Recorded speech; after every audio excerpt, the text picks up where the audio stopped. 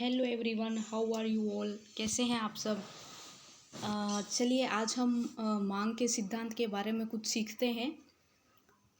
मांग का जो सिद्धांत है, मांग का सिद्धांत स्पेशली जो है वो मार्शल ने दिया था और इसमें ये बताया गया है कि वस्तु की कीमत और मांगी गई मात्रा में विपरीत संबंध होता है। यानी अगर वस्तु की कीमत कम होगी तो ज़्यादा मात्रा मांगी जाएगी और अगर कीमत ज़्यादा होगी तो वस्तु की कम मात्रा मांगी जाएगी। ठीक है। और इसके साथ ही ये है कि जो अन्य बातें हैं वो स्थिर रहनी चाहिए। यानी कि जो उपभोक्ता है उसकी आय स्थिर रहनी चाहिए। जनसंख्या से रिलेटेड चीज़ें हैं, आपातकालीन कोई स्थिति है, कोई इमरजेंसी है, नॉर्मल सिचुएशन में नॉर्मली ये सिद्धांत जो है वो लागू होता है। इसका ये डायग्राम मैंने बना रखा है यहाँ पे। यहाँ पे आप देख सकते हैं कि ओ वाई अक्ष पर हमने प्राइस लिया है और ओ एक्स अक्ष पर हमने क्वांटिटी लिया है। तो यहाँ पे आप देख सकते हैं कि प्राइस ज़्यादा होगी तो कम मात्रा, प्राइस कम होगी तो ज़्यादा मात्रा, प्राइस और कम होगी तो और ज़्यादा मात्रा। ठीक है। तो ये क्वांटिटी को दर्शाता है कि प्राइस कम होने से क्वांटिटी पे कितना इफ़ेक्ट पड़ता है, कितनी मांग की जाएगी। ठीक है। अब देखिए एक हम स्पेशल चीज़ देखते हैं, मांग में संकुचन और विस्तार। हाँ, इससे पहले एक चीज़ देख लीजिए, इसका जो स्लोप होता है ना वो PX PY होता है। ठीक है, price of X and price of Y. ठीक है। दूसरा देखेंगे हम कि मांग में संकुचन और विस्तार क्या होता है। देखिए मांग में संकुचन ये होता है कि कोई सेम वस्तु, कोई एक वस्तु है जिसकी कीमत बढ़ने पर हम उसकी डिमांड कम कर देंगे, तो वो हो गया मांग में संकुचन। इसी प्रकार जब कीमत में कमी होगी तो हम उसकी डिमांड बढ़ा देंगे। कैसे, ये इस तरीके से समझिए कि उपभोक्ता जो है वो उसी उपभोग वक्र पर रहेगा। मतलब उसकी जो मांग वक्र है वो शिफ्ट नहीं होगा, वो सेम मांग वक्र पे, डिमांड कर्व पे वो अपनी क्वांटिटी को एडजस्ट कर लेगा कीमत में कमी या वृद्धि होने पर। ठीक है। तो इसको मांग में संकुचन और विस्तार कहते हैं। मतलब कमी आई तो संकुचन और ज़्यादा लेने लगा तो विस्तार। इसी प्रकार मांग में वृद्धि और कमी क्या होता है। मांग में वृद्धि जब होगी जब उपभोक्ता की आय, जनसंख्या या कोई जो फैशन है, कोई अदर फैक्टर्स है जिसकी वजह से उपभोक्ता जो है वो उस चीज़ की डिमांड को शिफ्ट कर देता है। मतलब वो दूसरे डिमांड कर्व पे शिफ्ट हो जाता है। तो अगर इनकम बढ़ गई तो वो ज़्यादा चीज़ें खरीदेगा, तो वो मतलब अगले वक्र पे वो शिफ्ट हो जाएगा। तो ये मांग में वृद्धि और कमी का एक कॉन्सेप्ट है। अब मांग को प्रभावित करने वाले तत्व क्या हैं। देखिए मांग को प्रभावित करने वाले तत्व हैं इनकम इफेक्ट, सब्स्टिट्यूशन इफेक्ट और घटती सीमांत उपयोगिता का प्रभाव। इनकम इफेक्ट क्या है।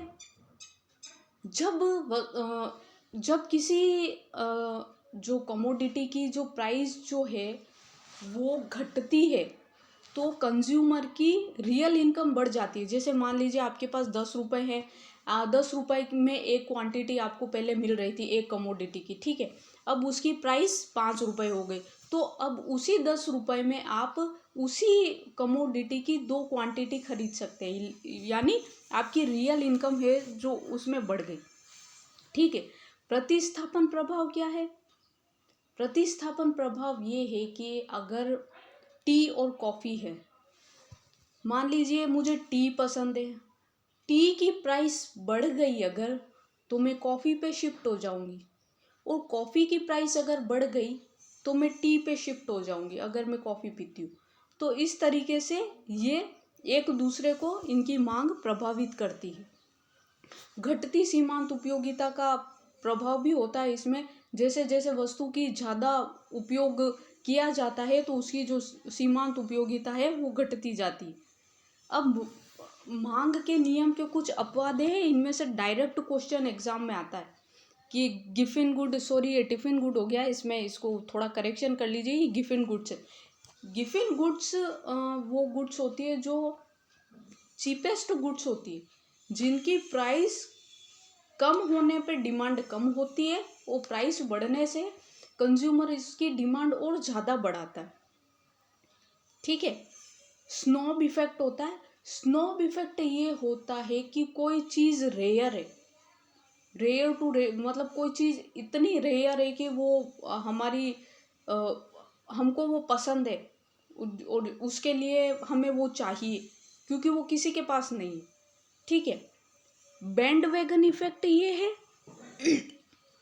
कि भेड़ चाल, कि सबके पास वो चीज़ है तो हमें भी चाहिए। तो ये बैंड वैगन इफेक्ट स्पेशली ड्यूजेनबरी ने दिया था। ये यही बताता है कि प्रदर्शन प्रभाव जिसको कहते हैं। वेबलिन गुड्स, वेबलिन गुड्स वो होती है जो कंस्पीशियस गुड्स जो होती है, जो सुपर लग्जरी गुड्स जो होती है, उनकी डिमांड ही इसलिए की जाती है क्योंकि उनकी प्राइस ज़्यादा है।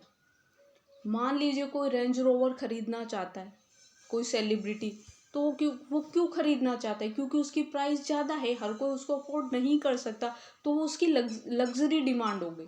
तो वेबलिन गुड्स वो होती है जो कंस्पीशियस गुड्स होती है और लग्जरी आइटम जो होती है।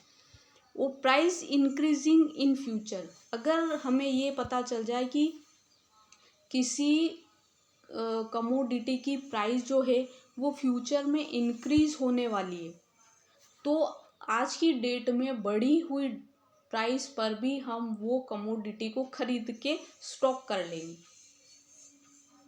ठीक है।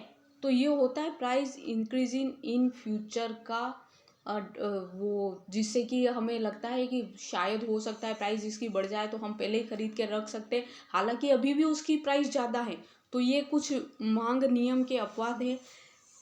आई होप आपको ये वीडियो पसंद आया होगा। अगर इसी तरीके से छोटे वीडियो के माध्यम से आप अपनी जानकारी को बढ़ाना चाहते हैं और आपका कोई सजेशन है या आप कुछ कहना चाहते हैं तो आप मुझे वीडियो के कमेंट सेक्शन में बता सकते हैं।